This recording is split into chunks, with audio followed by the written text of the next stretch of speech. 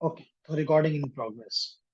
तो अगर आपने कल गौर किया हो तो हमने सिक्योरिटी के लिए या सिक्योरिटी थ्रेट्स को मिटिगेट करने के लिए बात की थी कि हमें एक लेयर्ड स्ट्रक्चर एक देना चाहिए सिक्योरिटी का, जिसको हमने क्या नाम दिया था? हमने नाम दिया था defence in depth approach. Defence in depth approach में ही हमने कहा कि हम एक के दूसरा सिक्योरिटी मैकेनिज्म इम्प्लीमेंट करेंगे ताकि मुख्तलिफ जगहों पे हम लोगों को, अटैकर को रेजिस्ट कर सकें, रोक सकें, ताकि अटैक्स के चांसेस को मिटिगेट किया जा सके। ठीक। तो उसमें अगर आप देखें तो सेकंड पॉइंट पे हमारे पास जो है वो है ASA, adaptive security appliance, which you may call as the firewall. तो हमारे पास भी सिस्को की 5510 5510 की मौजूद है। ठीक। तो किसी कोर्स में आपको डेफिनेटली इन डिवाइसेस के साथ प्रैक्टिकली काम करने का, क्योंकि ये तो इंट्रोडक्टरी कोर्स है, एक इंट्रोडक्टरी चैप्टर है और इंट्रोडक्टरी चैप्टर के अंदर इंट्रोडक्टरी मटेरियल है। लेकिन अगर आप में से जो लोग रियली सिस्को के या कोई भी सिक्योरिटी का कोर्स लेंगे तो वहां पे फिर इन डिवाइसेस के साथ काम करना आपको सिखाया जाएगा। तो आगे बढ़ते हैं जी। तो आज का हमारा टॉपिक क्या है? आगाज हम किस टॉपिक से कर रहे हैं? इस एएसए के ऊपर कर रहे हैं, फायरवॉल पे कर रहे हैं। तो हमारी 27 नंबर स्लाइड जो कल हमने ली थी, that is about the firewall. अब फायरवॉल करता क्या है? ये आपके सामने जो आपकी स्क्रीन पे नजर आ रहा है, ये है फायरवॉल। ये फायरवॉल क्या करता है? ये दो या दो से ज्यादा नेटवर्क्स के दरमियान में बैठता है। सबसे पहले, अगर ये फायरवॉल है तो ये दो या दो से ज्यादा नेटवर्क्स के दरमियान में बैठ जाता है और यहाँ पे बैठ के इस चीज को गवर्न करता है, इस चीज को इंश्योर करता है कि as per the desire of the administrator किसकी ट्रैफिक आनी चाहिए और किसकी ट्रैफिक नहीं आनी चाहिए, नहीं आगे जाएगी। ये है इसका काम। इसलिए हमने कहा कि फायरवॉल रिजाइड बिटवीन टू और मोर नेटवर्क्स। पहली बात, जैसे मैंने यहाँ पे चार नेटवर्क्स बनाए, क्योंकि firewall is like a router आप कह लें, तो इट इज जितने भी नेटवर्क्स हैं वो इसके साथ कनेक्ट करेंगे। करती क्या है? Control the traffic between them. इनके दरमियान जो ट्रैफिक है उसको ये कंट्रोल करती है। एंड हेल्प प्रिवेंट, मकसद क्या है, कैसे कंट्रोल करती है? ताकि अनऑथोराइज एक्सेस ना हो, अनऑथोराइज एक्सेस ना हो।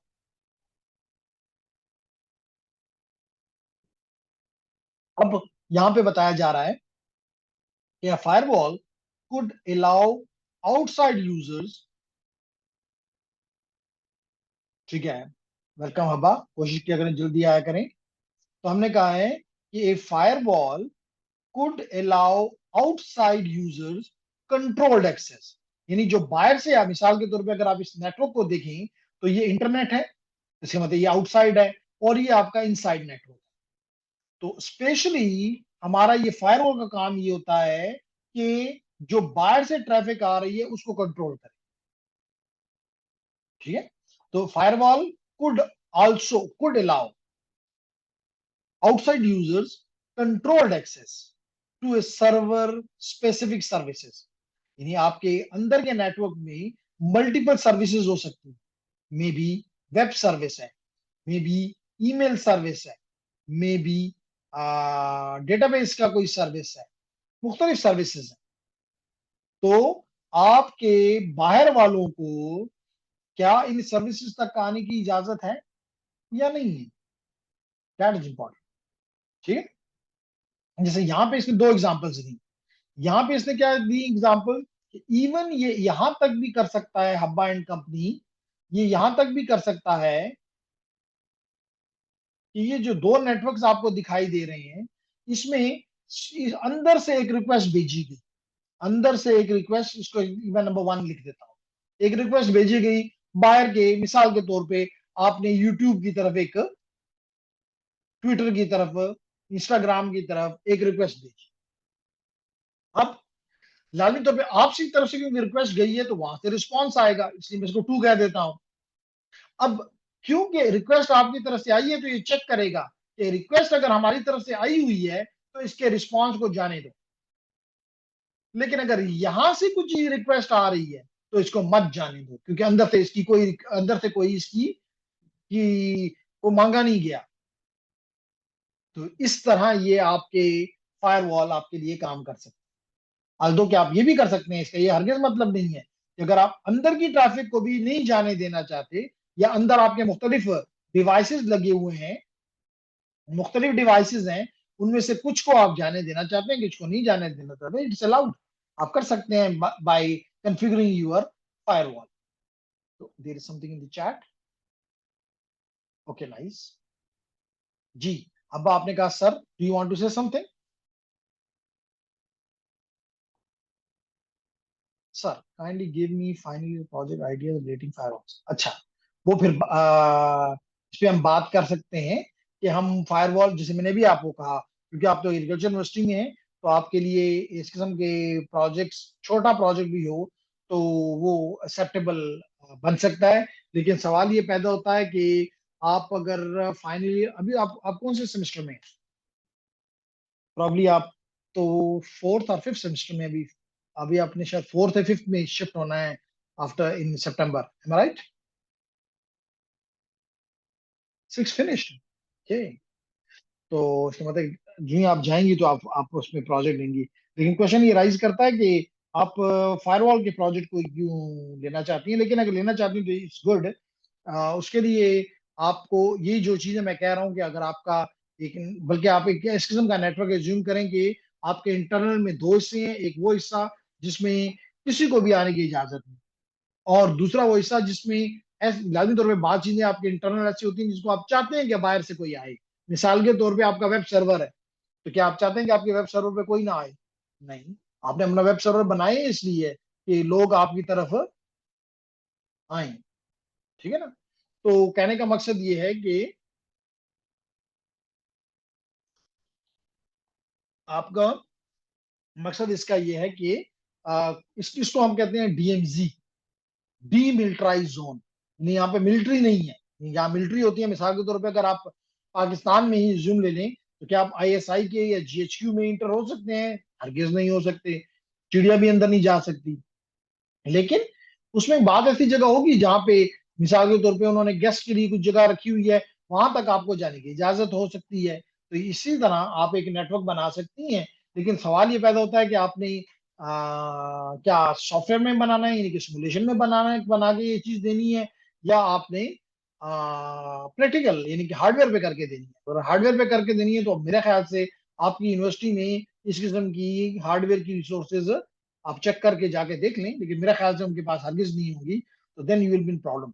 तो आपने उनसे, अपने टीचरों से फिर बात करनी होगी कि क्या वो सिर्फ अगर आप एक सिमुलेशन पे करके और अपनी पॉलिसी, जो कंपनी की पॉलिसी है वो इम्प्लीमेंट कर दी, तो क्या it's enough for your FIP? If yes, then you can do this. जवाब मिल गया आपको हब्बा?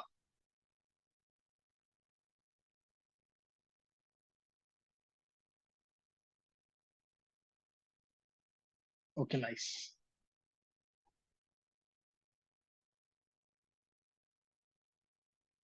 जी सवेरा कुछ कहना चाह रही है?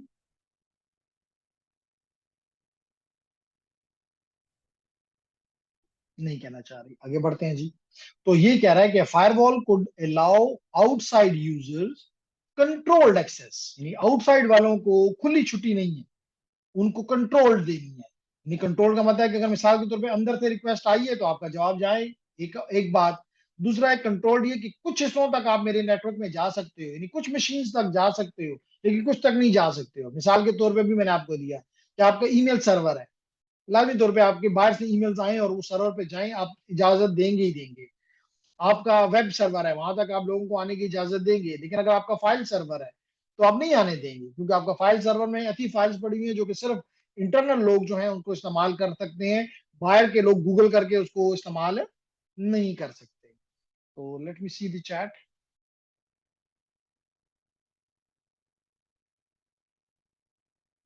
सवेरा नो, क्वेश्चन ये किया गया we configure firewall like switch.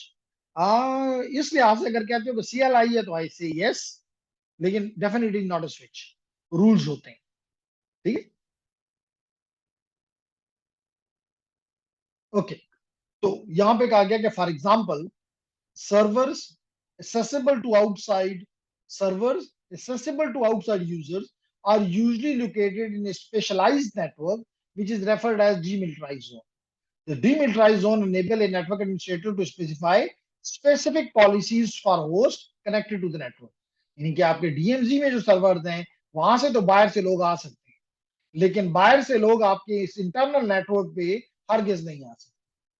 तो यूं आप अपनी कंपनी के बेस के ऊपर आप अपनी पॉलिसीज को, अपनी रूल्स को, उन पॉलिसीज को रूल्स में तब्दील करके अपनी फायरवॉल्स में इंप्लीमेंट कर सकते। ठीक हो गया,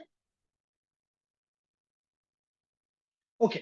अब आपकी फायरवॉल्स के मुख्तलिफ टाइप्स हो सकते हैं, क्योंकि फायरवॉल का बेसिक काम क्या है, या अलाउ या डिनाई, या अलाउ यानी परमिशन और डिनाई। जैसे मिसाल के तौर पे अभी आपने प्रीवियस स्लाइड में देखा, आपने प्रीवियस स्लाइड में देखा कि यहां से जब ये ट्रैफिक जा रही तो अलाउ, और जब यहां से ट्रैफिक आ रही थी तो नॉट अलाउड यानी डिनाई। तो इसका मतलब है कि अगर आप इसके ऊपर एक लेबल लगाना चाहें फायरवॉल के ऊपर, तो फायरवॉल के ऊपर लेबल ये लग सकता है कि ये एक ऐसा डिवाइस है जो कि based upon the policy, based upon the rules, कुछ को अलाउ करता है, कुछ को अलाउ नहीं करता है, यानी डिनाई करता है। इसलिए यहाँ पे लिखा गया है कि दिस इज परमिटेड और denied access to the network. This is the basic job of the firewall. अब इस बात को देखते हुए हमारे पास चार किस्म की, और भी हैं लेकिन मेजर चार किस्म की फायरवॉल्स होती हैं। सबसे पहली टाइप ऑफ फायरवॉल जो है, लेडीज एंड जेंटलमैन, उसको कहते हैं पैकेट फिल्टरिंग। यानी कि ये वो फायरवॉल है जो कि मोस्टली आईपी एड्रेस को देख के अलाउ करती है या डिनाई करती है। By looking at the IP address, it decides whether to allow और टू डिनाई। तो अगर कोई आपकी मशीन को आपने इस तरह, अपनी फायरवॉल को इस तरह डिजाइन को किया है, जिसको नॉर्मली हम एसीएल भी कहते हैं, एक्सेस कंट्रोल लिस्ट, कि आप एक ऐसी एक्सेस कंट्रोल लिस्ट उसमें डालते हैं जिसमें आप बताते हैं कि कौन से आईपीज अलाउड हैं या कौन से आईपी की रेंज अलाउड है और कौन सी नहीं। तो इस किस्म के फिल्टरिंग करने वाली फायरवॉल्स को हम कहते हैं they are the packet filtering firewall.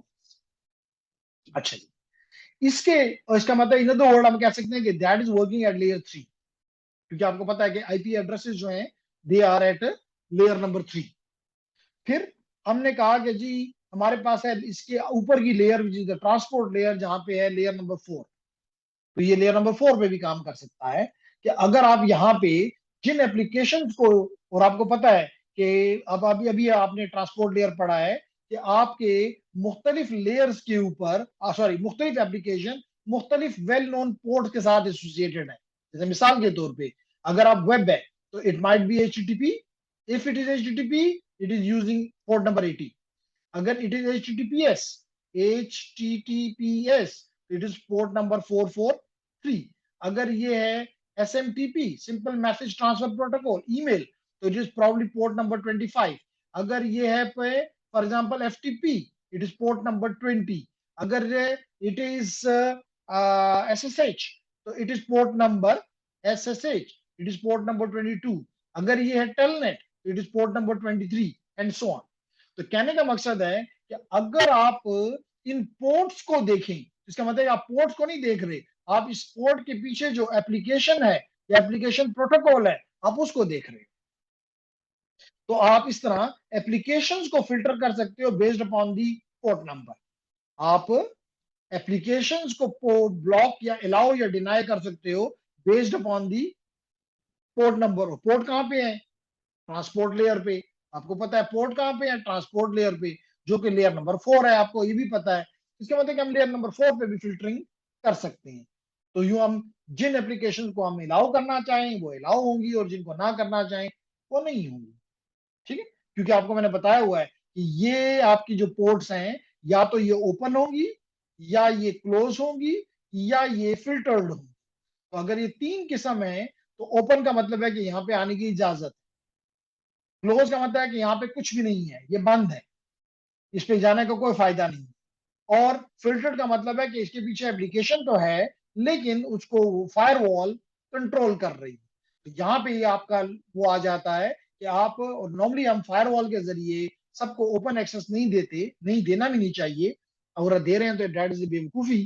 तो हम फिल्टरिंग करते हैं ताकि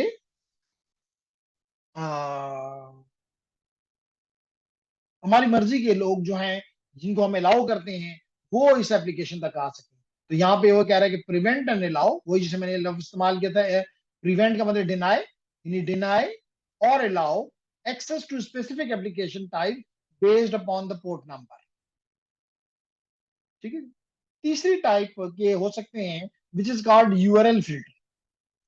इवन ये काम तो आप अपने एक्सेस रूटर में भी कर सकते हैं कि आप वहां पे जो जो यूआरएल आप नहीं चाहते, डिनाई करना चाहते हैं, उसकी लिस्ट ऑफ यूआरएल अपने डिवाइस को फीड कर दें, अपनी फायरवॉल को फीड कर दें। तो जो जो यूआरएल इजाजत नहीं उसमें आपने डिनाई की लिस्ट में डाल दिए, अगर कोई भी यूजर उसमें आएगा वो चेक करेगा कि ये मेरी डिनाई लिस्ट में है, उसको नहीं जाने दिया जाए। जैसे पाकिस्तान में कई साइट्स, जैसे अभी अभी अभी आपके सामने ये बात काफी वो हो रहा है कि जी पाकिस्तान में ट्विटर को ब्लॉक किया गया है। तो ट्विटर क्या है, एक यूआरएल है। तो उस यूआरएल को जो पाकिस्तान की फायरवॉल है उसके अंदर डाल दिया गया। तो पीटीए को कहा गया बंद कर दो, उसने कहा, "ओए, 1 मिनट का काम है।" ओके। उसके बाद जो इंपॉर्टेंट है that is the स्टेटफुल packet inspection, जिसको डीप पैकेट इंस्पेक्शन भी कहते हैं, जिसको डीप पैकेट इंस्पेक्शन भी कहते हैं। कि हम अब ये नहीं देखते कि आईपी क्या है, हम ये नहीं देखते कि किस पोर्ट पे जा रहा है, हम ये नहीं देखते कि कौन सा उसका यूआरएल है, बल्कि हम उसके लोड, पे लोड को देखते हैं और फिर डिसाइड करते हैं कि जाने दें या जाने ना दें। अब पे लोड क्यों क्यों देखना चाहते हैं, हो सकता है कि भाई आईपी तो ठीक है लेकिन, या पोर्ट भी ठीक है जिसकी तरफ आप जा रहे हो, लेकिन आप उसकी तरफ, कल हमने पढ़ा था मालवेयर, अब मालवेयर आपके पेलोड में है, वो तो नहीं जाना चाहिए। तो इसका मतलब कि आप लेज उसको चेक करते हो कि अगर उसमें कोई गलत वो आइटम है, यानी कि एप्लीकेशन लेयर की बात कर रहे हैं कि अगर एप्लीकेशन लेयर में आपने कुछ गलत उसमें पेलोड डाला है, चाहे आपने उसमें एंटी वायरस डाला हुआ है, वॉर्म डाला हुआ है, कोई स्पाईवेयर है, कोई लिंक्स हैं, तो उसको ना जाने दिया जाए। तो इनकमिंग पैकेट्स मस्ट बी, या एक तो आप, दूसरा मैंने भी आपसे आपसे कुछ देर पहले कहा था कि अगर आप इंटरनल नेटवर्क से कोई रिक्वेस्ट भेजते हैं इंटरनल नेटवर्क से, and it passes through, it is allowed to pass through the firewall, तो इसका मतलब है कि ये तो बाहर के नेटवर्क में चला जाएगा। क्योंकि आपकी तरफ से इनसाइड किसकी तरफ से रिक्वेस्ट गई है, तो लाजमी तौर पे फिर आप उसका जो रिस्पॉन्स आएगा आप उसको भी अलाउ करेंगे ताकि वो यहाँ से पास हो जाए। तो कैसे पता चलेगा, लाजमी तौर पे यू डिड दी स्टेटफुल। आपको मैंने पहले भी बताया हुआ कि स्टेटलेस और स्टेटफुल। स्टेटलेस का मतलब होता है कि जिसका कोई रिकॉर्ड ना हो, और स्टेटफुल का मतलब रिकॉर्ड है। जैसे मतलब कि आपके पास से एक रिक्वेस्ट गई है तो आपने उसको रिकॉर्ड कर लिया कि अगर इसका कोई जवाब आए तो मैं अलाउ करूंगा, और अगर कोई ऐसा आ रहा है जिसका कोई सवाल अंदर से, रिक्वेस्ट अंदर से नहीं गई, why it should be allowed to come in. बात समझ आ गई?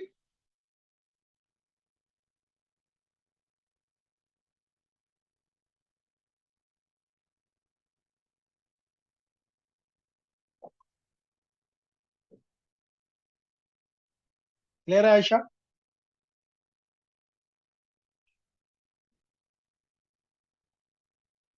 तो ये तो था टॉपिक आपका छोटा सा अबाउट दी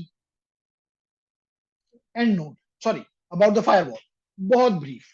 इंशाल्लाह ताला आप में से जो लोग भी हमारे साइबर के केसेस में आएंगे, तो we will be working on, practically working on the cyber, on the hardware, real hardware. Okay.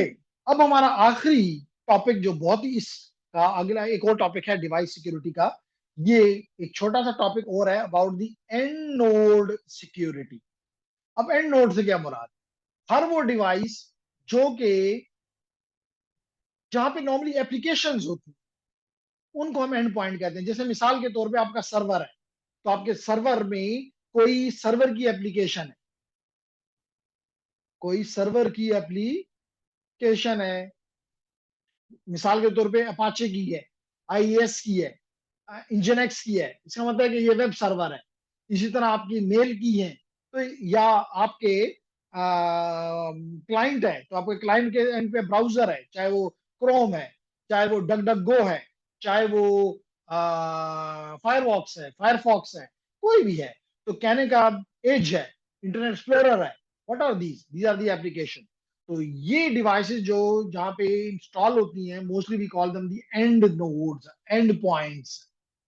जैसे यहाँ पे आपको दिखाया भी गया है, it may be your laptops, it may be your desktops, it may be your smartphone, it may be your tablets, लेकिन सबसे इंपॉर्टेंट और डेंजरस जो है, दैट इज योर सर्वर्स। तो इनकी सिक्योरिटी को, क्योंकि यहाँ पे वेरी इंपॉर्टेंट एप्लीकेशन, मिसाल के तौर पे अगर आपका एक वेब सर्वर है, अगर आपका एक वेब सर्वर है, तो उसके पीछे कंप्लीट एक डेटाबेस है, मोस्टली उसके पीछे डेटाबेस है। तो कहने का मकसद ये हुआ कि वेब के पीछे डेटाबेस है, और you need to protect it. तो इसके लिए आप क्या कर सकते हैं, लाजमी तौर पे आप इसके लिए अगर आपके पास सिस्टम का इशू है, तो you will B implementing your antiviruses, anti malware. क्योंकि नॉर्मली इसी जगह को, स्पेशली ये जो ब्लैक मैंने शो की, इन पे स्पेशली स्मार्टफोन और टैबलेट्स पे तो कोई तवज्जो ही नहीं है ना। लैपटॉप तो फिर भी आप, लैपटॉप या डेस्कटॉप की आप थोड़ी बहुत सिक्योरिटी का ख्याल करते हैं, स्मार्टफोन और टैबलेट्स का तो ख्याल ही नहीं किया जाता। लेकिन they are attach to your network, definitely they are even vulnerable, बल्कि even more vulnerable than the others. ठीक है, लेकिन ज्यादातर आपके अटैक का जो अटैकर के लिए इंटरेस्ट के लिए होता है, वो आपके सर्वर्स को टारगेट करता है। तो इसलिए ये जरूरी है एज ए नेटवर्क एडमिनिस्ट्रेटर कि आप, ये नेटवर्क एडमिनिस्ट्रेटर के तौर पे ये आपके लिए जरूरी है कि आप इन चीजों को as per the policy of your organisation, आप इनको इंट्रूजन से बचाएं, इंट्रूजन प्रिवेंशन करें।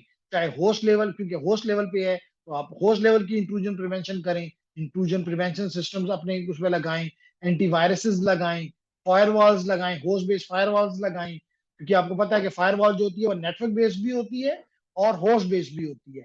जैसे मिसाल के तौर पे अगर मैं अभी आपको दिखाना चाहूँ, यहाँ पे लिखूं फायरवॉल, तो देखिए आपको नजर आ रहा है चेक फायरवॉल स्टेटस। तो ये फायरवॉल का किसको प्रोटेक्ट कर रही है, मेरे कंप्यूटर को कर रही है। That means it is a host based firewall, it is a host based firewall. तो फायरवॉल की एक और भी डेफिनेशन आपके सामने आ गई, it can be host based और it can be network based. अगर ये होस्ट बेस्ड है तो इस सिर्फ एक कंप्यूटर यानी एंड नोड को प्रोटेक्ट कर रहा है, और अगर ये नेटवर्क बेस्ड है तो ये पूरे नेटवर्क को प्रोटेक्ट कर रहा है। क्लियर होगी मेरी बात? तो लेडीज एंड जेंटलमैन, ये है आपका आखिरी टॉपिक इस इंपॉर्टेंट चैप्टर का, जिसको कहते हैं डिवाइस सिक्योरिटी, जिसको कहते हैं डिवाइस सिक्योरिटी। ओके,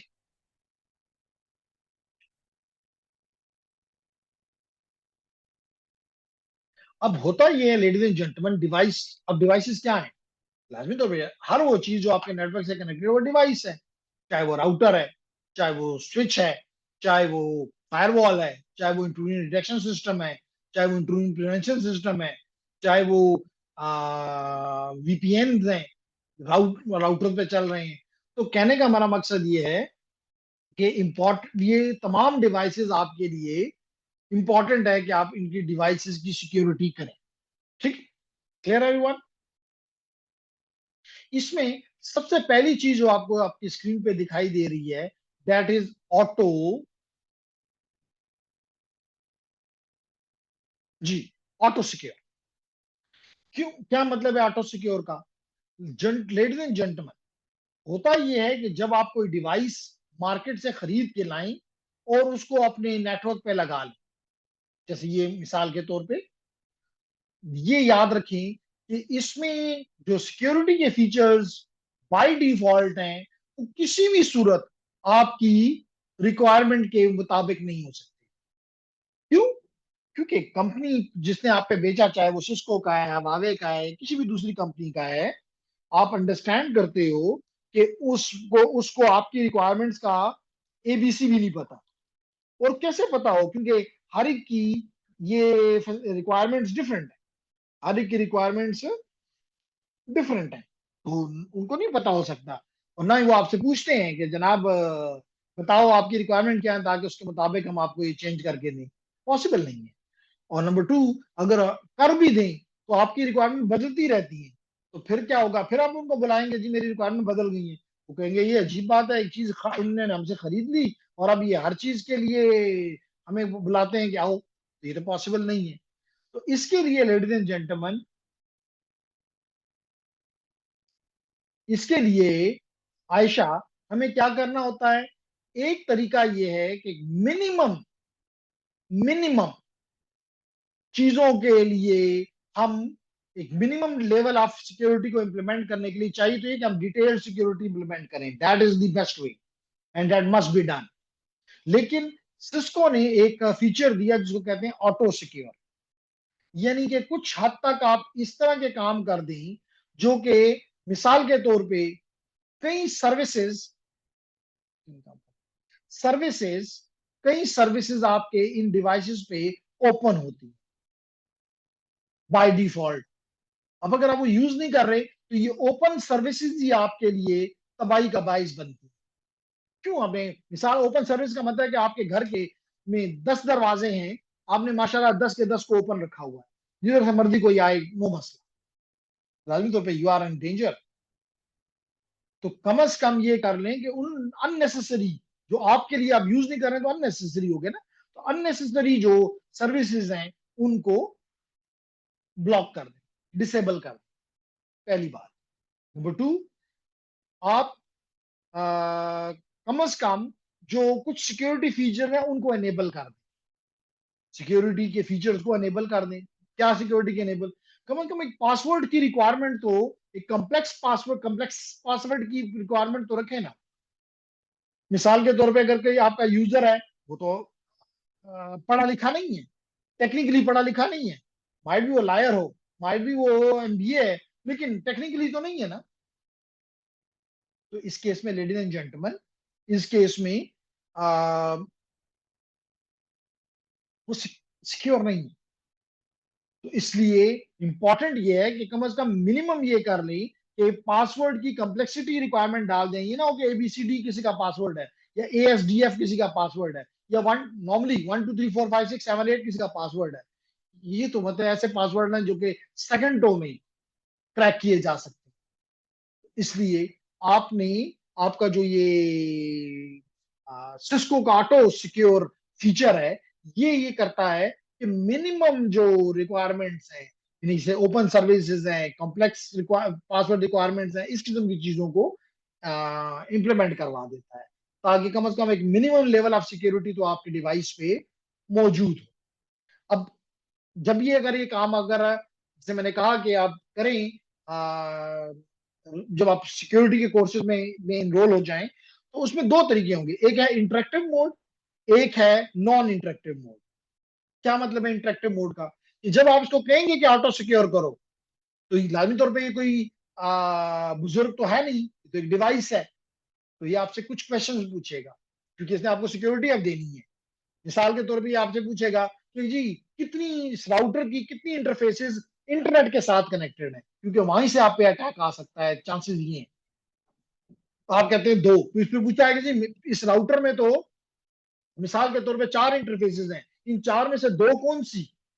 तो इस किस्म के आपके साथ क्वेश्चन आंसरिंग करके, आपसे वो इंफॉर्मेशन गेन करके, फिर ये वो मिनिमम लेवल ऑफ सिक्योरिटी जो है वो आपके डिवाइस पे इंप्लीमेंट कर देता है।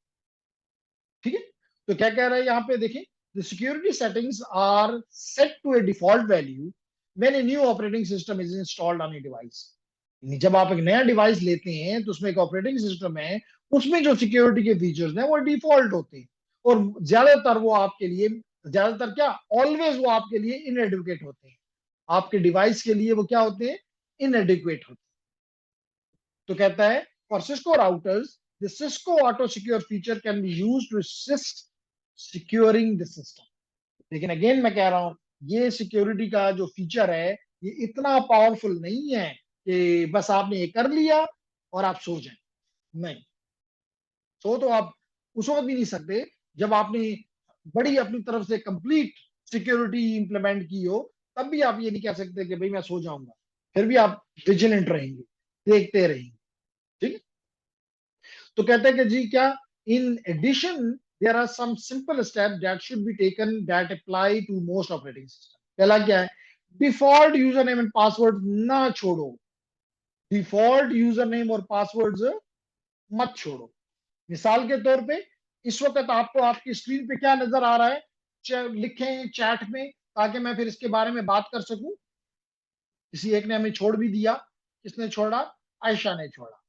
तो चलें, आयशा चली गई किसी काम से, लेकिन मुझे ये बताओ कि ये क्या डिवाइस आपके स्क्रीन पे दिखाई दे रहा है। चलें जी, दो दिखाते हैं। ये दो डिवाइसेस आपके डिवाइस उसके ऊपर दिखाई दे रहे हैं। ये क्या है? लेडीज एंड जेंटलमैन, ये एक्सेस रूटर्स है। ये एक्सेस रूटर्स हैं जो कि आपके घरों में दीवारों पे कहीं लगे हुए हैं, आपके ऑफिस में लगे हुए हैं, आपके शॉप्स पे लगे हुए हैं, आपके यूनिवर्सिटीज में, कॉलेजेस में, स्कूल्स में लगे हुए हैं, आपके गवर्नमेंट इदारों में लगे होते हैं ऑलवेज। तो कहने का मकसद ये है कि इनमें इनके जब ये आप खरीदते हैं, यानी कि जब आप इस बॉक्स से इसको निकालते हैं, तो इसके अंदर एक डिफॉल्ट यूजर नेम और पासवर्ड होता है, नॉर्मली एडमिन एडमिन। तो अगर देखें, ये तो अब हर लेमैन को पता है। ये तो अब हर लेमैन को पता है कि पासवर्ड और यूजर नेम पासवर्ड क्या है, एडमिन एडमिन या सिस्को सिस्को। तो इस किस्म के पासवर्ड को जो ही ये डिवाइस आप लगाने से पहले कॉन्फ़िगरेशन के दौरान हटा दो। Number two, access the recording. तो हम बात कर रहे थे कि आप अपने यूजर नेम्स को और ऐसे पासवर्ड को जो डिफॉल्ट है, जिसको आप गूगल करेंगे जी, फॉर एग्जांपल टीपी लिंक का ये वर्जन है, इसका मुझे डिफॉल्ट यूजर नेम, मिसाल के तौर पे मैं अभी आपके एग्जांपल रख देता हूं। लिंक्सिस के बाद मेरे सामने लिंक्सिस का EA2750 का राउटर मौजूद है। तो लेडीज एंड जेंटलमैन, कितना ही आसान है कि आप जस्ट एक नई स्क्रीन लें और यहां पे लिख दें link says access router,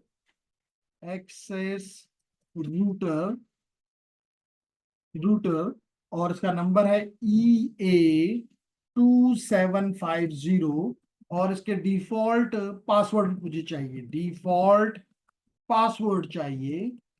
password चाहिए। इंटर करें। देखें जनाब, कितना मुश्किल काम है। वो कहता है कि जी, what are the default addresses of this. The default IP address उसने बताया दिया कि जी ये है, और बता दिया कि पासवर्ड उसका एडमिन है। कितनी बड़ी सिक्योरिटी है आपकी। तो दैट इज मजाक। मुझे ये ना भी लगाते तो शायद इसे बेहतर था कि just you give a single query to your Google and it tells you कि जी इट इज दिस वन। ठीक है। देखिए यहां पर भी ये भी हमें बता रहा है कि जी उसका यूजर नेम भी एडमिन है, पासवर्ड भी एडमिन है। तो it is very very simple कि इसलिए आप जब भी इस किस्म के डिवाइस लगाएं, मस्ट उनको यूजर नेम पासवर्ड चेंज कर दें। ऐसा रखें जो कि स्ट्रांग हो, ताकि कोई गेस ना कर सके, कोई तोड़ ना सके उनको। तो ये तो होगी पहली बात।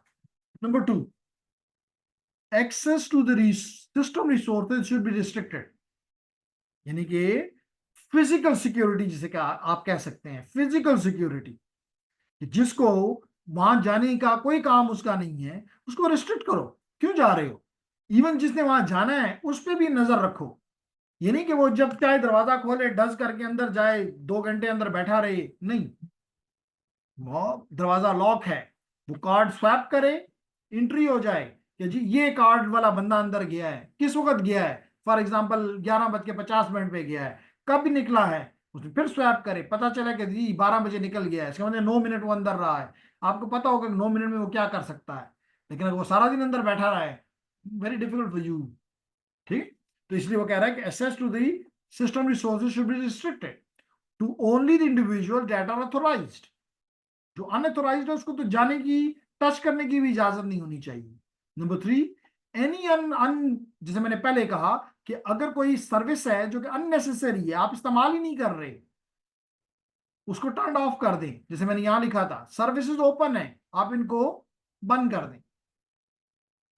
फिर मैंने कहा often devices shift from the manufacturers have been sitting in the warehouse for a period of time. Warehouse क्या होता है? आपका स्टोर। यानी मिसाल के तौर पे आप एक डेटा सेंटर बना रहे हैं, लाजमी तौर पे डेटा सेंटर में आप एक ऑर्डर करेंगे, वो आपके जो भी आपका वेंडर है वो कहीं से उसको इंपोर्ट करेगा। इंपोर्ट करने के बाद कुछ वक्त वो अपने पास स्टोर करेगा सारी चीजें ताकि पूरी हो जाएं। उसके बाद वो आपको डिलीवर करेगा, आप अपने वेयर हाउस में उसको में भी महीनों उसको रखेंगे, क्योंकि अभी तक उसका कमरा नहीं तैयार हुआ हुआ, उसकी एयर कंडीशनिंग नहीं हुई हुई, उसकी केबलिंग नहीं हुई हुई, वगैरह वगैरह। तो आप उसको रखे रखेंगे। उस दौरान क्या होगा, आप उसके बाद तो आप उसको उठाएंगे, लेट करेंगे, 6 महीने के बाद आपने निकाला और उसको लगा दिया। आप तो समझ रहे हैं कि जी very state of the art इसमें सारी चीजें मौजूद हैं। नहीं, ये 6 महीने पुराना हो चुका हुआ है। 6 महीने आपके पास वेयर हाउस में पड़ा था और 3 महीने आपके वेंडर के वेयर हाउस में पड़ा था। 9 महीने पुराना है। 9 महीने में दुनिया बदल चुकी हुई है। तो इस तरह आप नहीं इस्तेमाल करेंगे। आप जितने भी, मैंने लास्ट क्लास में ये बताया था कि आप उसके लिए जितनी भी अपडेट्स हैं, अपग्रेड्स हैं, पैचेस हैं, वो सारे पहले इसमें इंस्टॉल करो और फिर इसको इस्तेमाल के क्या काम के लिए इसको छोड़ दो। ठीक है? यानी प्रायर टू इंप्लीमेंटेशन आप जितने भी अपडेट्स हैं, पैचेस हैं, उनको इंस्टॉल करो। क्लियर हो गई मेरी बात लेडीज एंड जेंटलमैन? तो अब ये पासवर्ड, मैंने इससे अभी आपको कहा कि पासवर्ड लगानी है, बिल्कुल अच्छी बात है, पासवर्ड लगाना है। इवन आप अपने लैपटॉप को पासवर्ड के बगैर नहीं छोड़ना चाहते, वेरी गुड। आप अपने मोबाइल को नहीं छोड़ना चाहते, कभी आपने उस पर अपने फिंगर का रखा होता है, कभी आपने फेस डिटेक्शन रखी होती है, कभी आपने उस पर नंबर्स रखे होते हैं, दैट इज गुड। इसी तरह आप तमाम अपने जो डिवाइसेस हैं, क्योंकि हमारा टॉपिक क्या चल रहा है, डिवाइस सिक्योरिटी, तमाम डिवाइसेस को पासवर्ड से प्रोटेक्ट करें। अब ये तो बात क्लियर हो गई, लेकिन पासवर्ड से प्रोटेक्ट करना काफी नहीं है, क्योंकि मैंने अभी कहा कि अगर आपने पासवर्ड रखा हुआ है 1 2 3 4 5 6 7 8 या 8 7 6 5 4 3 2 1, this is not adequate. Such a password can be या ABCD या योर नेम या योर सिटी नेम या एनी डिक्शनरी वर्ड या your pet name, your son name, your daughter name, your father name. No, they are not strong. You must go for strong passwords. अब क्या मतलब है strong password का? Strong password का मतलब है कि that should be a mixed password. Mixed password से क्या मुराद है? इससे मतलब it should include some upper cases, some lower cases letters, some numbers, some symbols, maybe some spaces if allowed. If it's the passphrase, spaces normally are allowed. तो आप इन चीजों को मिला के अपना पासवर्ड बनाएं। और फिर उसका length, very very important, length के ऊपर कॉम्प्रोमाइज ना करें। 4 बिट का नहीं हो सकता, रख दें जी मिनिमम 10 कैरेक्टर्स और मोर। मैंने बात समझ आ रही? इसी तरह हमने कहा कि अगर मिसाल के तौर पे आपका नाम स्मिथ है, तो आप देखें इसने क्या किया, आई को वाई से रिप्लेस कर दिया। अब इसको तोड़ना थोड़ा मुश्किल हो गया। इससे भी ज्यादा अगर आप देखें तो आपके लिए आसान है। आपने एस को 5 से, इट लुक्स सिमिलर, आपने वाई को कैपिटल कर दिया। अब देखें इसमें नंबर भी आ गया, इसमें कैपिटल भी आ गया, स्मॉल भी आ गए। ये इसके मुकाबले में, स्मिथ के मुकाबले में या इस स्मिथ के मुकाबले में इट मोर स्ट्रॉन्गर। इवन जो आपके टूल्स हैं, जैसे मिसाल के तौर पे हाइड्रा है, जैसे मिसाल के तौर पे जॉन द रिपर है, वो भी इसको तोड़ने में उसको तकलीफ होगी। इसी तरह मिसाल के तौर पे आपका अपना पासवर्ड सिक्योरिटी है, कम से कम ये तो कर सकते हो कि एस को 5 कर दो, आई को 1 कर दो, becomes difficult to break.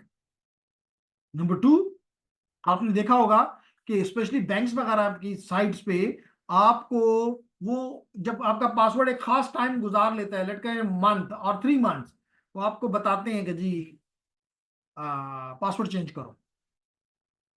Even यहां तो सिर्फ कहते हैं पासवर्ड चेंज करो। जब मैं बाहर था उस यूनिवर्सिटी के, तो एक खास वक्त के बाद वो आपको कहते थे चेंज करो, नहीं चेंज करते थे आपका अकाउंट ब्लॉक कर देते थे कि जी आपका अकाउंट ब्लॉक हो गया है, नया पासवर्ड दो हमें और फिर हम इसको रीसेट करेंगे। तो दुनिया इस तरह चीजों को लेकर चलती है। इसी तरह कभी भी ये ना करें कि अपने पासवर्ड को अपने रजिस्टर पे लिख दें या फाइल पे लिख दें या बुक पे लिख दें या दीवार पे लिख दें, नहीं। क्योंकि आपने तो इसलिए अपने डेस्क के ऊपर लिख दिया कि जनाब आप जो ही देखेंगे डेस्क पे लिखा हुआ है आप इंटर कर देंगे, लेकिन आप कर सकते हैं तो कोई और भी तो कर सकता है। क्लियर हो मेरी बात? Clear one? ओके। अब फर्दर इसने क्या कहा, अच्छी अच्छी बातें की। सबसे पहला तो ये कहता है कि आपने किया भी है मेरे साथ ये टास्क, और जो लोग स्विचिंग राउटिंग में आएंगे, हम दोबारा पहला टॉपिक जो पहला चैप्टर जो हमारा है उधर, वो वही है कि हम डिवाइसेस को, राउटर्स को, स्विचेस को प्रैक्टिकली उनके साथ खेलते हैं। अब उन खेलने में आपको पता है कि हमारे पास दो किस्म के स्टोर्स हैं, एक को कहते हैं रनिंग कॉन्फ़िगरेशन और दूसरे को कहते हैं स्टार्टअप कॉन्फ़िगरेशन। एक को कहते हैं रनिंग कॉन्फ़िगरेशन और दूसरे को, माशाल्लाह आप चार हो गए हैं, और किसने छोड़ दिया? नदीम ने शायद। एनी हाउ, तो ये तो टेम्पररी है, वोलेटाइल है पहला वाला, ये जो है नॉन वोलेटाइल है। तो आपके जो आप यूजर नेम्स और पासवर्ड देते हैं, they may be stored in these stores in plain text. In plain text नहीं, ये नहीं करना, इनको प्लेन टेक्स्ट में नहीं रखना, ठीक है? क्यों? क्योंकि अगर आप शो रनिंग कॉन्फ़िगरेशन कर सकते हैं या शो स्टार्टअप कॉन्फ़िगरेशन कर सकते हैं तो कोई भी कर सकता है, ये कौन सी बड़ी मुश्किल कमांड है? तो अगर वो वहां से जाके पूरे इदारे के लोगों के यूजर नेम्स और पासवर्ड्स अपने पास नोट कर ले, तो वो उनके यूजर नेम पासवर्ड से किसी को भी लॉग इन कर सकता है। और जब वो लॉग इन करेगा तो सिस्टम में आप कहते हैं जी मैंने सिस्टम को में ये फैसिलिटी रखी हुई है, फॉर एग्जाम्पल कि वो अपने पास लॉग करे, इवेंट्स को लॉग करे, लेकिन वो इवेंट को लॉग भी करेगा तो किसके नाम से करेगा? जिसके नाम से आप इंटर हुए हैं। तो मिसाल के तौर पे मैं एहसान हूं, लेकिन यहाँ पे मेरे साथ इस वक्त मौजूद है सुबहान। तो मैं सुबहान के यूजर के नाम के साथ यूजर नेम और पासवर्ड से अगर इंटर होता हूं, अगर मैं सुबहान के यूजर नेम से इंटर होता हूं, तो आप समझते हैं कि पकड़ा जाएगा तो कौन? सुबहान। तो इसलिए बहुत डेंजरस है। इसलिए इंपॉर्टेंट ये है कि आप अपने जहां पे भी ये पासवर्ड स्टोर होते हैं उनको हैश के फॉर्म में स्टोर किया जाए, यानी इन अदर वर्ड कह सकता हूं to some extent, although it is not truly right, encrypt करके रखे जाए।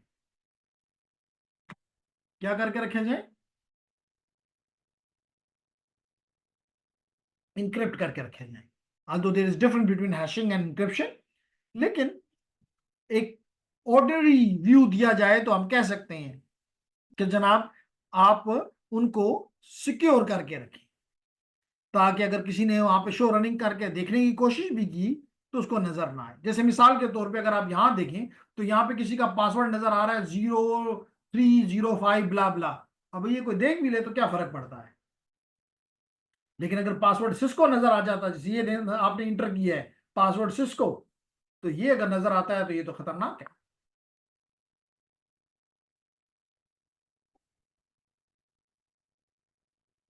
आपने कहा कि जी डिक्रिप्ट नहीं कर सकता कोई, तो इसके दो आंसर्स हैं। हैश को तोड़ना आसान काम नहीं है, हैश को तोड़ना आसान काम नहीं है, क्योंकि इंक्रिप्शन में ये होता है कि इंक्रिप्शन दोनों तरफ काम करती है, कि नहीं आप उसी की के साथ उसको इंक्रिप्ट भी करते हो और उसी की के साथ उसको डिक्रिप्ट भी कर लेते हो, तो ये निस्बतन आसान है। Hashing is a mathematical function, तो ये एक डायरेक्शन में जाता है, वापसी का रास्ता आसान नहीं है, बहुत ही मुश्किल है। इसलिए हम कह रहे हैं कि डिक्रिप्ट नहीं कर सकता कोई, तो मैं ये तो नहीं कहता कि नहीं कर सकता, क्योंकि नहीं की टर्म, अगर जिस दिन मैंने कह दिया कि नहीं कर सकता, उस दिन लोग कहेंगे कि जी आप अपने घर जाएं, क्योंकि बस सारी चीजें तो ठीक हो गई हैं। तो नहीं हो तो सकता है, लेकिन इट इज डिफिकल्ट। तो आपका काम, तो आप मिसाल के तौर पे आप अपने घर के में दरवाजा लगाते हैं और मजबूत दरवाजा लगाते हैं, तो क्या उसको तोड़ नहीं सकता? तोड़ तो सकता है। कोई भी आके, आपको पता है कहीं के दरवाजे खिड़कियां तोड़ी गई, कहने का मकसद ये है कि लेकिन you make difficult for others. जी सवेरा, क्लियर?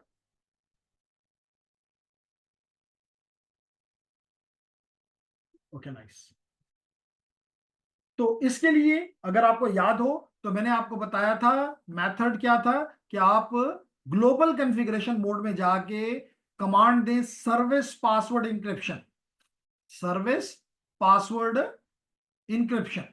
तो इसके बाद जितने भी पासवर्ड्स, यूजर नेम और पासवर्ड्स आप बनाएंगे, और इससे पहले भी जितने मौजूद हैं, वो सब के सब इंक्रिप्ट हो जाएंगे, सबके साथ हैश हो जाएंगे।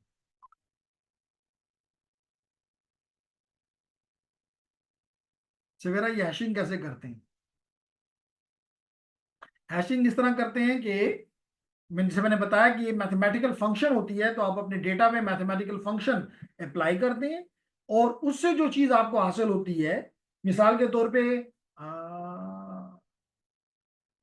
मुख्तलिफ एल्गोरिथम्स हैं, लाइक या, तो जैसे मैंने अभी सुभान ने भी उस पर लिखा कि मुख्तलिफ ऐसे एल्गोरिथम्स हैं जो कि इस्तेमाल होते हैं, जो कि इस्तेमाल होते हैं, जैसे इन्होंने भी लिखा SHA-2 या SHA-3, तो या MD5।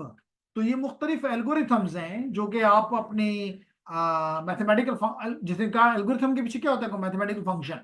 तो मैथमेटिकल फंक्शन आप अपने डेटा पे अप्लाई करते हैं, तो what you get something different, totally different from what you have, what is in your message. मिसाल के तौर पे, इट इज एहसानुल हक, you will never be able to see their Ehsanul Haq. If my password is Haq Khan, for example, you will never find their Haq Khan. Clear? Again, जब आप उधर जाएंगे हमारे सिक्योरिटी के कोर्सेज में, तो yes, आपको ये चीजें करने का मौका दिया जाएगा,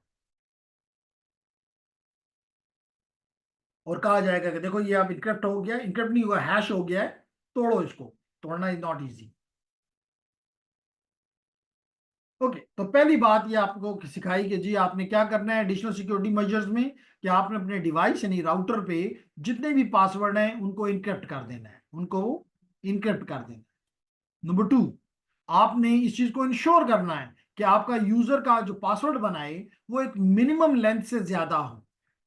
ये मिन है, इस मिन तक या इससे आगे जाए, इससे नीचे वाले पासवर्ड एक्सेप्टेबल ना हो। तो उसके लिए क्या मैंने आपको बताया था, मैंने कहा था कि आप ग्लोबल कॉन्फ़िगरेशन मोड में जाके पास उसको कमांड दें सिक्योरिटी पासवर्ड्स मिन लेंथ, और मिन लेंथ दे दें 13 फॉर एग्जांपल, 12 फॉर एग्जांपल। तो अगर आप 15 से कम होगा, सॉरी 13 से या 12 से कम होगा, वो पासवर्ड लेगा ही नहीं।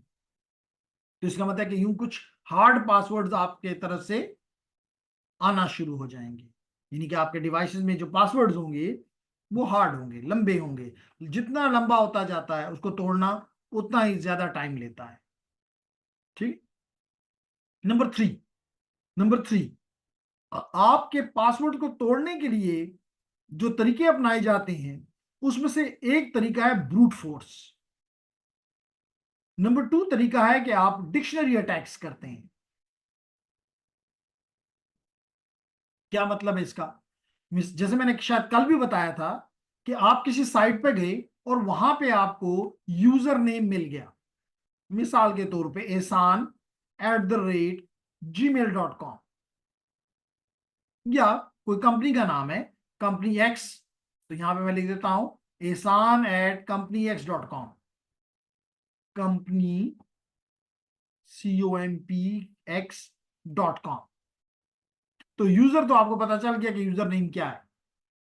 अब आपको पासवर्ड, लाजमी तौर पे आपको साइट पे रिकॉग्निशंस में आपको ये चीज तो मिल गई, लेकिन ये नहीं मिला कि पासवर्ड क्या है। तो आप क्या करोगे, आप यूजर नेम ये इंटर करो और एक ब्रूट फोर्स कर दो जहां पे ये पासवर्ड पड़ा हुआ है सिस्टम में कि जनाब मुझे इसका पासवर्ड बताओ, तो क्या होगा? लाजमी तौर पे आपके ब्रूट फोर्स में मिलियंस ऑफ पासवर्ड चेक किए जाएंगे। मिसाल के तौर पे एहसान पासवर्ड हक, एहसान पासवर्ड यूटी, एहसान पासवर्ड डीसीएससी, एहसान password Peshawar and so on. तो आप क्योंकि कंप्यूटर कर रहा है तो millions of such password will be sent towards the your target per unit time, may be पर मिनट।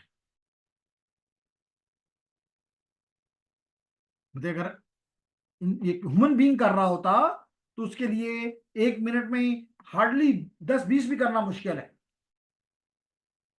लेकिन कंप्यूटर तो टकाटक करके गिराता है, तो जिसमें खुल गया वहां पे रुक जाएगा। अच्छा, ये पासवर्ड है। अब इसको रोकने का क्या तरीका है? इसको रोकने का तरीका यह है कि आप उसको लिमिट करें कि मिसाल के तौर पे अगर कोई भी 120 मिनट के अंदर, सॉरी 120 सेकंड के अंदर, यानी 2 मिनट के अंदर, 2 मिनट के अंदर अगर मिसाल के तौर पे 3 दफा मेरी तरफ पासवर्ड गलत देता है तो उसको ब्लॉक कर दो फॉर ए सर्टेन टाइम। तो क्या हो गया? आप कम से कम इस ब्रूट फोर्स से बच गए। अब वो मिलियन करता रहे ना, आपने तो पहले 3 पे ही डिसाइड कर दिया कि इसको अगले 2 मिनट के लिए, अगले 5 मिनट के लिए ब्लॉक कर दो। या डिक्शनरी अटैक भी इसी तरह होता है कि आप डिक्शनरी के आप ब्रूट नहीं कर रहे होते, भले ये नहीं कर रहे होते कि पहले आपने एहसान लिया पासवर्ड, फिर एहसान 1 लिया, फिर एहसान 1 2 लिया, फिर एहसान 1 2 1 2 3 लिया, या इस एहसान को आगे पीछे किया। तो ये तो ब्रूट है, ब्रूट फोर्स है। लेकिन डिक्शनरी में होता है कि आप डिक्शनरी के वर्ड्स, आप मिसाल के लिए चेयर, सोफा, कंप्यूटर, राउटर, अभी सारे वर्ड्स क्या हैं? डिक्शनरी के वर्ड्स हैं। तो आप एक एक डिक्शनरी का वर्ड आप उसकी तरफ फेंकते हैं, तो वहां भी आप मिलियंस ऑफ पासवर्ड इस यूजर नेम के साथ आप भेज सकते हैं। तो इस चीज को अगेन रोकने के लिए आप क्या कर सकते हैं कि आप उसको एक खास वक्त में, अगर वो एक खास नंबर ऑफ गलत एंट्रीज देता है, गलत पासवर्ड आपकी तरफ थ्रो करता है, आप उसको ब्लॉक कर देंगे। अगर वो ब्लॉक कर देंगे वो उधर से भेजता रहेगा, फेल रहेगा। मेरी बात समझ आ रही है लेडीज एंड जेंटलमैन? जी हब्बा।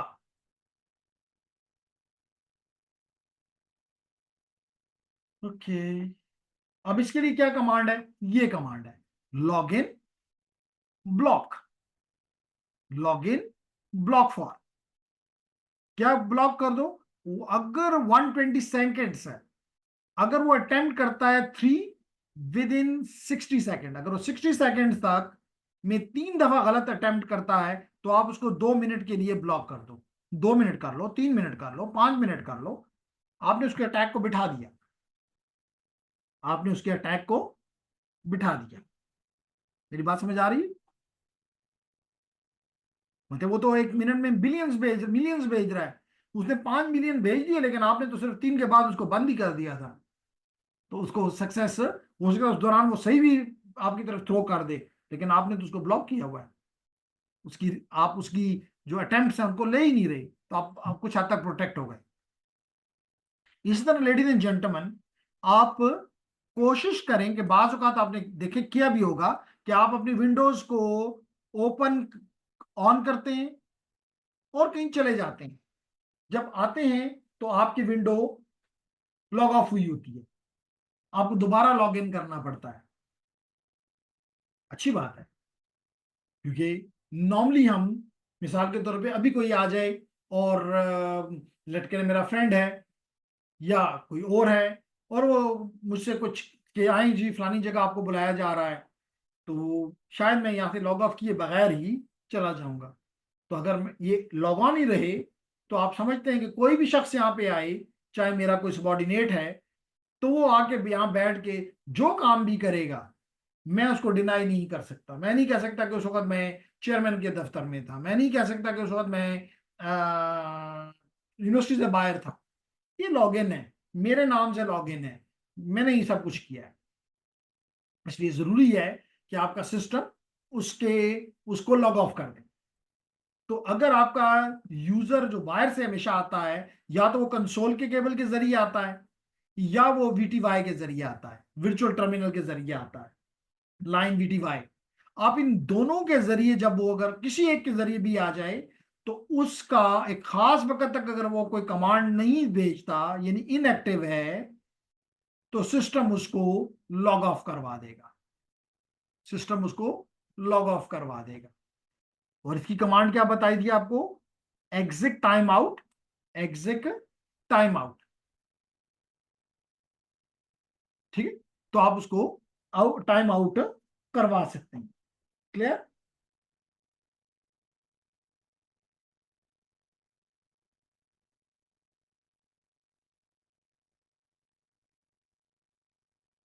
ओके, तो आपको ये नजर आ रहा होगा कि यहां पे 2 दफा क्यों लिखा हुआ है, 5 और 30। 5 और 30 कौन सा कलर है? यहां नहीं चल रहा। 5 and 30। 5 is the minute and 30 is the second. आपकी मर्जी। तो आपने कहा कि अगर मेरा इनएक्टिव रहूं 5 मिनट और 30 सेकेंड तक, तो मुझे लॉग ऑफ, आपको सिस्टम आपको लॉग ऑफ करवा दे। ठीक है, ये भी एक सिक्योरिटी का फीचर है। इसी तरह सिक्योरिटी का फीचर एक ये भी है कि नॉर्मली हम जब बाहर से कनेक्ट होते हैं अपने डिवाइस के साथ, तो या तो हम इस्तेमाल कर रहे होते हैं SSH, या हम इस्तेमाल कर रहे होते हैं टेलनेट। तो टेलनेट में खराबी ये है कि ये आपके रिमोट डिवाइस से आपके डिवाइस यानी राउटर तक मिसाल के तौर पे प्लेन टेक्स्ट में सब चीजें भेजता है। ये खतरनाक है। प्लेन टेक्स्ट पढ़ा जा सकता है, देखा जा सकता है। उसके मुकाबले में SSH जो है वो इसको इनक्रिप्ट करके भेजता है। जब इनक्रिप्ट करके भेजता है तो रास्ते में अगर कोई पकड़ भी ले तो वो नहीं पढ़ा जा सकता, तो आप सेफ हो। इसलिए बेहतर यह है कि आप टेलनेट को ना इस्तेमाल करें, आप SSH की तरफ जाएं। ठीक है, आप किसकी तरफ जाएं? SSH की तरफ जाएं। तो लेडीज एंड जेंटलमैन, क्या आप लोगों ने इससे पहले SSH का इम्प्लीमेंट किया है या टेलनेट को इम्प्लीमेंट किया है? तो उसके ये 6 स्टेप्स हैं। क्या? पहला स्टेप ये है कि आप अपने राउटर को, डिवाइस को एक एक यूनिक नाम दें। डिवाइस को एक यूनिक होस्ट नेम दें।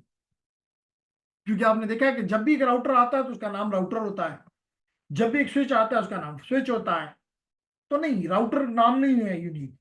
अगर आपकी कंपनी में 50 राउटर हैं तो 50 का नाम राउटर है, तो नहीं, चेंज इट।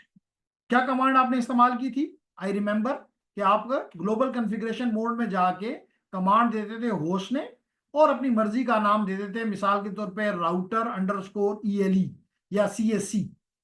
इसका मतलब है कि, या राउटर अंडरस्कोर सिस्को। इसका मतलब ये सिस्को का के लैब में या सिस्को की एकेडमी में ये राउटर लगा हुआ है, तो नाम यूनिक है। पहला काम। दूसरा काम क्या करेंगे लेडीज एंड जेंटलमैन, कि आप जिस डोमेन में ये राउटर काम कर रहा है उस डोमेन का नाम दे दें। क्या कमांड थी? IP domain name, IP domain name, domain name, and for example domain name जो था डेट इज cisco.com, cisco.pk। चलिए, तो आप ये नाम इसको दे दें, इसको डोमेन बता दें। फिर क्या करें? जिसे मैंने अभी कहा कि एक तरफ आपका रिमोट डिवाइस है और एक तरफ आपका डिवाइस है जिसके साथ आप SSH करना चाह रहे हैं, जिसके साथ आप कनेक्ट होना चाह रहे हैं। तो लाजमी तौर पे जब इसके दरमियान यहां से चीज जाएगी तो इनक्रिप्ट होगी। इनक्रिप्ट होगी तो उसके लिए की इस्तेमाल की जाएगी। आप ये की जनरेट करें। क्या कमांड है? क्रिप्टो की, क्रिप्टो की जनरेट। और कौन सा एल्गोरिथम इस्तेमाल करो? RSA। एंड कितने बिट की हो, तो आपका कितने बिट की ये की हो, तो ये 360 से लेके 2048 बिट तक हो सकती है। जितनी बड़ी लोगे उतना सिक्योर हो, लेकिन जितनी बड़ी लोगे उतना टाइम भी ज्यादा लगेगा इनक्रिप्ट और डिक्रिप्ट करने में। लेकिन कम से कम 1024 से कम कभी भी मत लो, ये रिकमेंडेड है। ठीक है, तो आपने वो क्रिप्टो की जनरेट से अपने लिए की बनानी है जो कि इधर से चीजों को इनक्रिप्ट करने के लिए और इधर चीजों को डिक्रिप्ट करने के लिए इस्तेमाल होगी। तीसरा स्टेप हो गया। चौथा स्टेप, आप एक यूजर नेम बनाएं, मिसाल के तौर पे यूजर नेम एहसान, एंड पासवर्ड मिसाल के तौर पे सिस्को। और वो मैंने पहले कहा है कि इसको इनक्रिप्ट होना चाहिए, यानी पासवर्ड के साथ मत बनाओ यूजर नेम एहसान, पासवर्ड नहीं, सिक्योर सिस्को।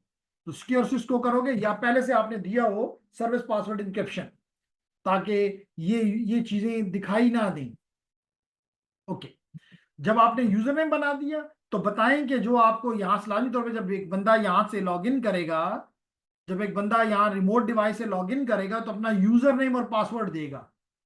तो बता दो इस डिवाइस को कि डिवाइस साहब आपके पास ये यूजर नेम पासवर्ड मौजूद है। इसको कहते हैं लॉग इन लोकल। इसको क्या कहते हैं?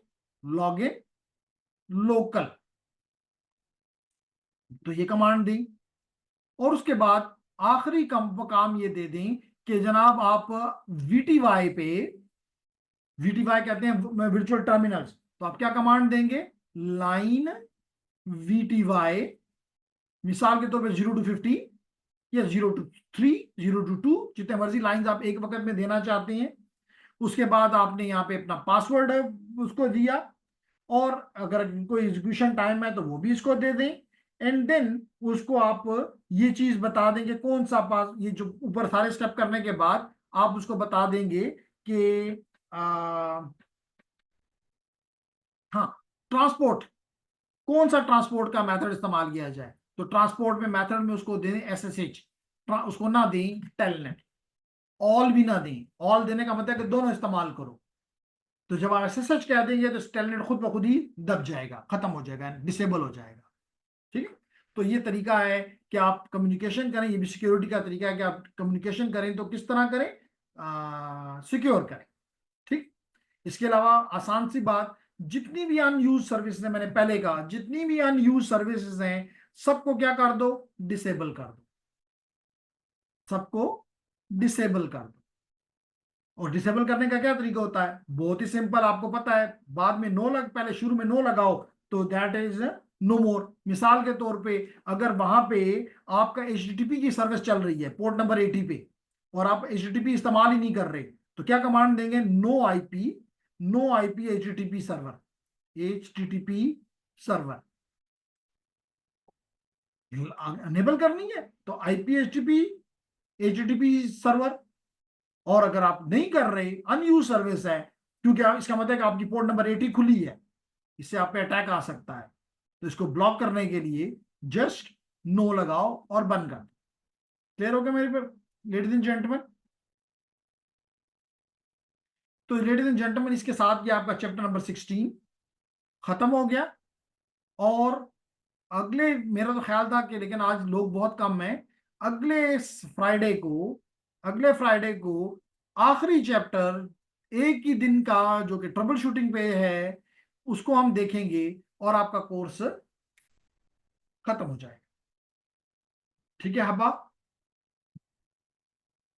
सवेरा, सुबहान।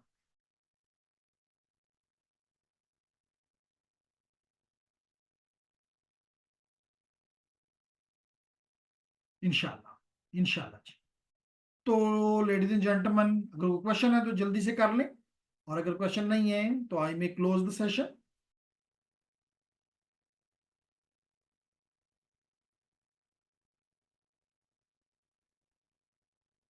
Clear. Okay, ji. Thank you very much. See you inshallah on Saturday for the last class and the last module and the completion of the course.